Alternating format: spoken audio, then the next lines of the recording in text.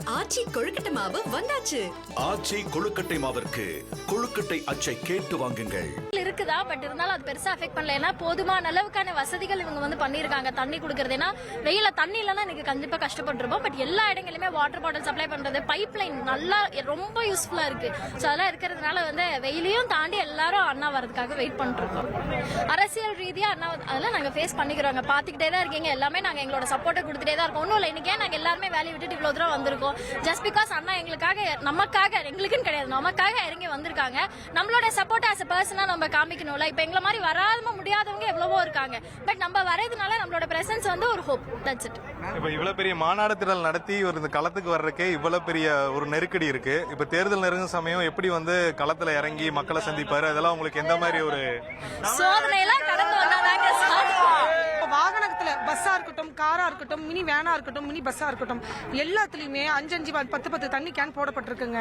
எல்லாருக்கும் 3 வேளை சாப்பாடு அதுல வச்சிருக்கோம். நாங்க எல்லா இடத்துலயுமே பாத்தீங்கன்னா மாவட்ட நிர்வாகிகள் ஒருத்தர் கூட சாப்பாடோ பசியோடய மயங்கி விழுந்துடக்கூடாதுன்னு எல்லா ஏற்பாடுமே பண்ணிட்டு தாங்க இருக்காங்க. விடியங்காத்தால வரைக்கும் ஒரு பஸ்ஸும் கிளம்புற வரைக்கும், ஒரு வண்டியும் கிளம்புற வரைக்கும் அங்கங்க இருக்கிற அந்தந்த தொண்டர்களா இருக்கட்டும், அந்தந்த பொறுப்பாளர்களா இருக்கட்டும், எல்லாருமே எல்லாருக்குமே இப்ப அவங்களுக்கு இங்க ஒருவேளை மாநாட்டிலே சிக்கல் ஏற்பட்டா கூட கொஞ்சம் தூரம் நடந்து இந்த பக்கம் வந்தாங்கன்னா அவங்க பஸ்லயும் வேலையும் அவங்களுக்கு தேவையானது எல்லாமே கிடைக்கும். எல்லாமே ரெடியா இருக்குங்க. இங்க அது இல்லாம போன தடவை விட இந்த தடவை கழிப்பிட வசதிகள் நிறைய செய்யப்பட்டிருக்கு. இது ஒரு திருவிழா மாதிரி இருக்கு. தேர் திருவிழா போல. எங்களுக்கு வெயில்ல அதெல்லாம் எங்க கண்ணுக்கு தெரியல. தளபதி மட்டும் தான் தெரியல. மதுரை மண்ணில் ஏன் வந்திருக்கோம்னா, மதுரை மண்ணில் காலை வச்சு நாங்க தமிழ்நாட்டையே அவர் ஆள வைக்கலான்னு வந்திருக்கோம். தளபதி எங்களுக்கு தேவையானதை மட்டும் தானே பேசுவாரு. 2026 ஆட்சி புரியதை பத்தி பேசல, எங்கள் மக்கள் நலனை பத்தி தான் பேச வந்திருக்கோம். தளபதி பார்க்கலாம் தான் வந்தோம். இப்ப நாங்க என்னன்னா, இப்போ ரொம்ப நேரம் போன தடவை மாட்டுக்கு வந்தோம். அப்போ தளபதியை பார்க்க முடியல. இந்த தடவை கண்டிப்பா நான் அவரை பார்த்தே ஆகணும் அப்படிங்கிற ஒரு தான் நைட்டே கிளம்புனதுன்னு. வெயில் அதிகமா இருக்கு, எப்படி சமாளிக்கிறீங்க?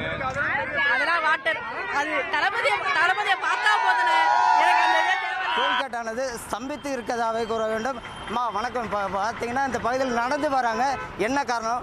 ஏமா வண்டி வரலையா, என்னாச்சு? வண்டியில தான் வந்தாண்ணா. ரொம்ப தூரம் பார்க்கிங்ண்ணா. அதனால பார்க்கிங் ரொம்ப தூரத்தில் இருக்கனால அங்கே விட்டுட்டு வந்தேன். என்ன ஊர்லேருந்து வரீங்க? சென்னையிலேருந்து வரணும். சென்னையிலேருந்து வரீங்க? ஆமாம். குடும்பத்தோடு வரீங்க? இல்லைண்ணா, ஆள் வந்திருக்காங்க. நாங்கள் மொத்தம் 18 பேர் வந்தோண்ணா.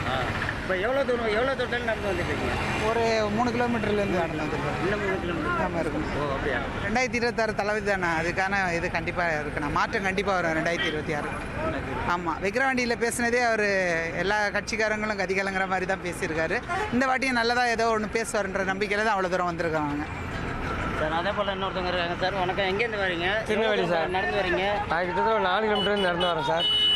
மாநாட்டில் விஜய் எந்த மாதிரியான பேசுவார், ஏதாவது உங்களுக்கு? அதாவது 2026 அரசியல் கண்டிப்பாக மாற்றம் வேணும். மாற்றம் வரணுங்காண்டி இந்த மாநாடு மிகப்பெரிய மாநாடாக அமைந்து எதிர்பார்க்குறோம் சார்.